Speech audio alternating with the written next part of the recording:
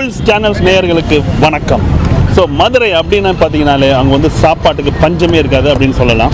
So அதோடு மட்டும் இல்லாமல் அந்த விதமாக சாப்பிட்றதுல மதுரைக்கு ஈக்குவலான வேறு எந்த ஊருமே இருக்காது அப்படிங்கிறதையும் நம்ம உறுதியாக சொல்ல முடியும்.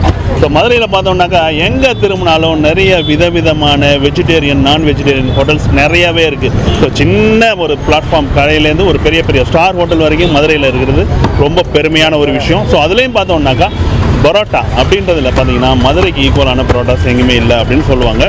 ஸோ அந்த மாதிரியான ஒரு பரோட்டா கடையை தான் நம்ம இந்த எபிசோடில் பார்க்க போகிறோம்.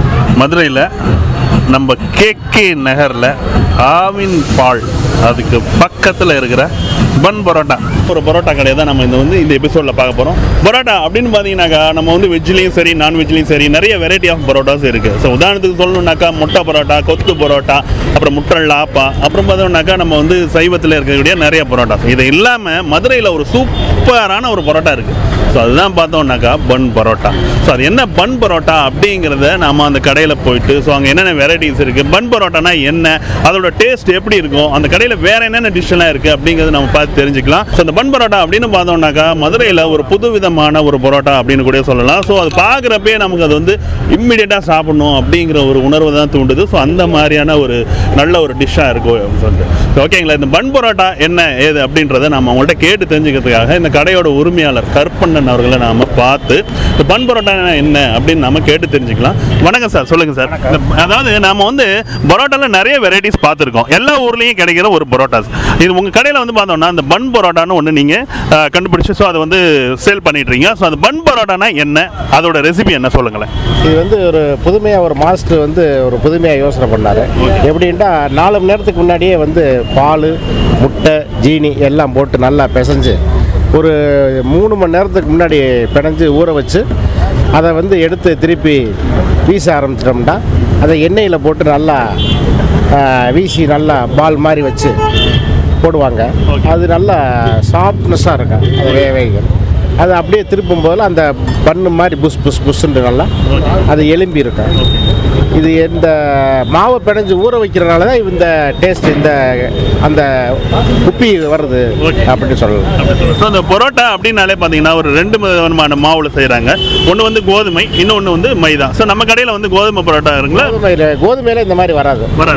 மைதால தான் வரும். ஓகே. இந்த பரோட்டா தவிர வேறு என்னென்ன நம்ம கடையில் டிஃபன் வேறு இதுக்கு அப்புறம் வந்து இதில் முட்டை பரோட்டா இருக்குது, வீச்சு பரோட்டா இருக்குது. சிலோன் முட்டை வீச்சுன்னு சொல்லிட்டு அதில் மட்டன் போட்டு குருமா ஊற்றி முட்டை ஊற்றி அதை ஸ்கொயராக வேக வைப்பாங்க.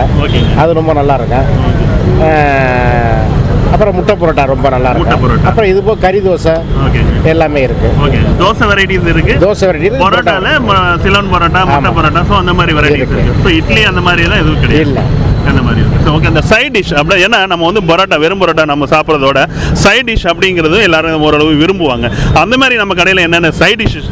சைட் டிஷ்ஷில் வந்து குடல் இருக்குது குழம்போட, கோழி சுக்கா கிரேவியோடு இருக்குது, நாட்டுக்கோழி கிரேவியோடு இருக்குது. இது போக வந்து மட்டன் சுக்கா, தலைக்கறி, காடை கிரேவியோடு இருக்குது, மூளை கிரேவியோடு இருக்குது, ஈரல், ஆட்டு ஈரல் அது கிரேவியோடு இருக்குது. இத்தனை ஐட்டங்களும் இங்கே இருக்குது. இது வந்து பார்த்தோம்னாக்கா இந்த கடையில் வந்து நம்ம வந்து இந்த பன் பரோட்டா அப்படிங்கிறதோட மட்டும் இல்லாமல் அது கூட அந்த சைட் டிஷ்லாம் நம்ம வந்து சேர்த்து சாப்பிடும்போது ரொம்ப சூப்பராகவே இருக்கும். அடுத்ததாக பார்த்தோம்னா இந்த பன் பரோட்டா அப்படின்றது இந்த கடை வந்து மார்னிங்லேருந்து இருக்குங்களா இல்லை டைமிங் என்ன? Evening 6 o'clock to 12. 6 to 12 வரைக்கும் நீங்கள் சாப்பிட முடியும்.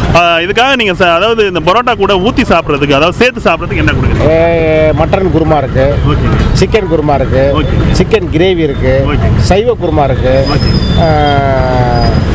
வேறு அப்புறம் எல்லா குருமாவும் இருக்குது. ஓகே. இப்போ வந்து சைவத்தில் வந்து குருமா மட்டும்தான் இருக்குது.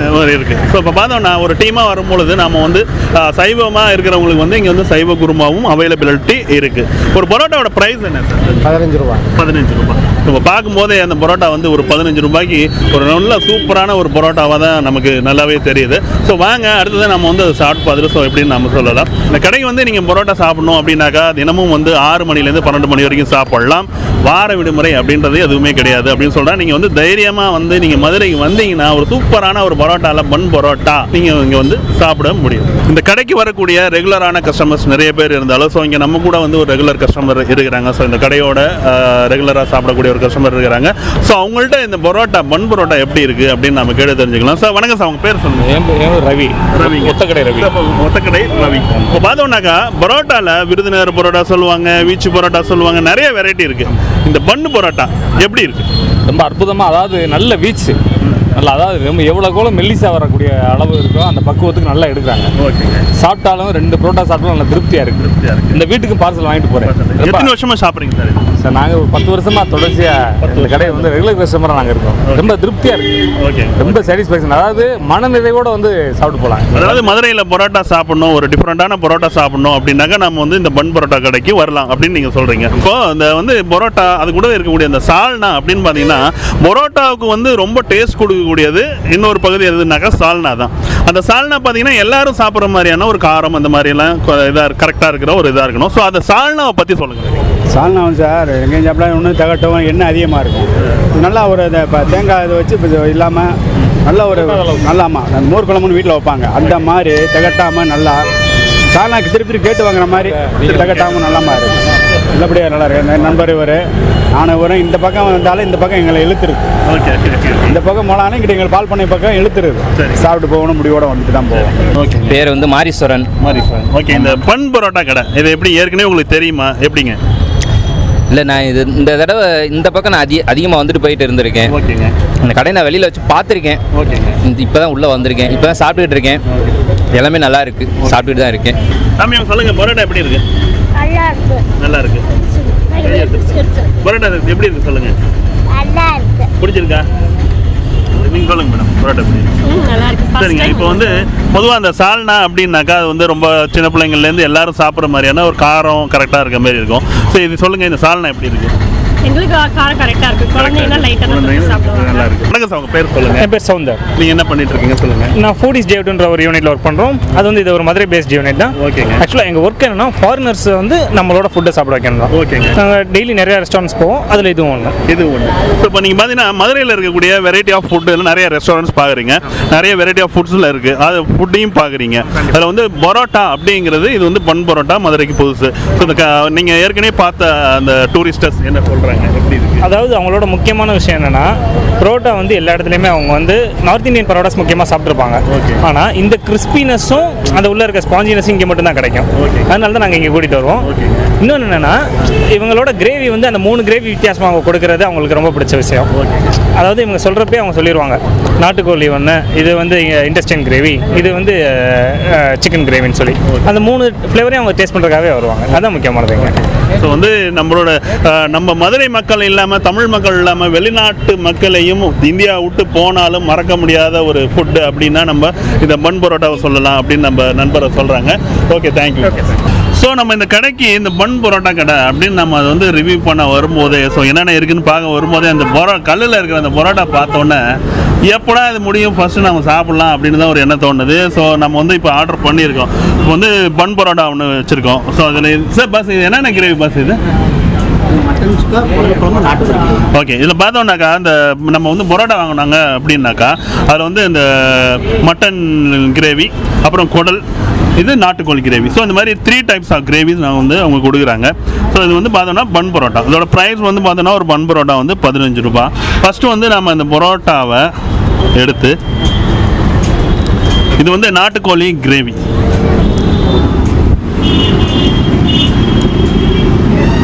ரொம்ப சூப்பராக இருக்குங்க, ரொம்ப செம்மையாக இருக்குது. காரணம் என்னன்னாக்கா அந்த நாட்டுக்கோழியை வந்து நம்ம அந்த குழம்புல நம்ம வைக்கும் போதே அதோட சாறு இறங்கி அந்த ஒரு டேஸ்ட் இருக்குது பார்த்தீங்களா, அந்த கோழியோட ஒரு மனம். ஸோ அது வந்து ரொம்ப சூப்பராக இருக்குது இந்த நாட்டுக்கோழியில்.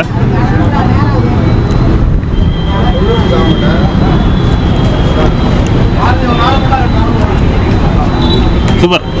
இது வந்து குடல் கிரேவி. ஸோ மேபி இந்த கறி தோசை அந்த மாதிரி இதுக்கு சூப்பராக இருக்கும்னு நினைக்கிறேன்.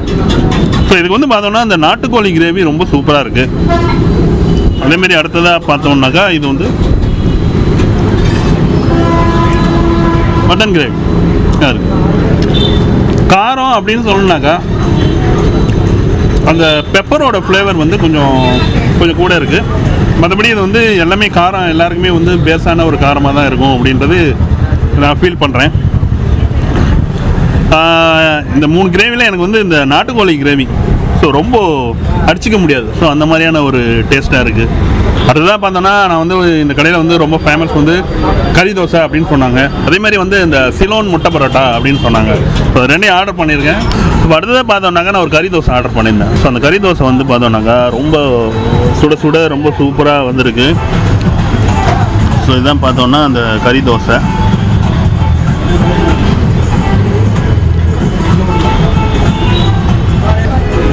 எல்லாம் குறும்பாட்டை எடுத்து அந்த தொடக்கறி இருக்குது பார்த்தீங்களா, அந்த தொடக்கறியை நல்லா ஸ்லைஸ் மாதிரி சின்ன சின்ன ஸ்லைஸாக பண்ணி அதை வந்து நம்ம இந்த கறி தோசை அந்த மாதிரி இதில் நம்ம வந்து மிக்ஸ் பண்ணியோ இல்லை வந்து ஒரு மட்டன் கிரேவியஸ் அந்த மாதிரி சாப்பிடும்போது ரொம்ப சூப்பராக இருக்கும்பாங்க.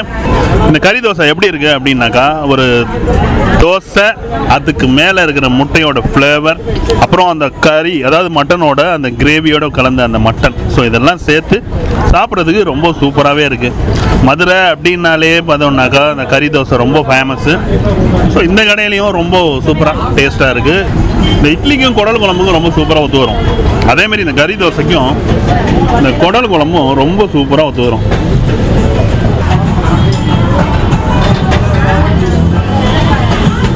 சூப்பர். கறி தோசை குடல் குழம்பு சூப்பர். அதேமாரி பன் பரோட்டாக்கு நாட்டுக்கோழி அந்த கிரேவி ரொம்ப சூப்பர். ஸோ அதேமாரி பார்த்தோம்னா இந்த கடையில் வந்து ரொம்ப ஃபேமஸ் அப்படின்னு சொன்னாக்கா நம்ம வந்து அந்த சிலோன் பரோட்டா அப்படின்னு சொல்லுவாங்க. ஸோ இதுதான் வந்து நம்ம சிலோன் பரோட்டா, அதாவது நம்ம பீச் பரோட்டா மாதிரி நல்லா பெருசாக போட்டு அதில் வந்து அந்த முட்டை அதெல்லாம் மிக்ஸ் பண்ணி, அதாவது அந்த ஆம்லேட் மாதிரி மிக்ஸ் பண்ணி, ஸோ இந்த மாதிரி நிறைய அந்த சிலோன் கறி பரோட்டா அப்படின்னு சொல்லக்கூடிய அந்த சிக்கன் கலந்து மிக்ஸ் பண்ண இந்த மாதிரி பரோட்டா இது. ஸோ நான் வந்து இப்போ வந்து சிலோன் சிக்கன் பரோட்டா அப்படிங்கிறத நான் ஆட் பண்ணேன். ஸோ இந்த மாதிரி இருக்குது. ஸோ அது எப்படி இருக்குது அப்படின்னு பார்த்தோன்னா சூப்பர். கறி எடுத்து கறி அதில் அப்படி டிப் பண்ணி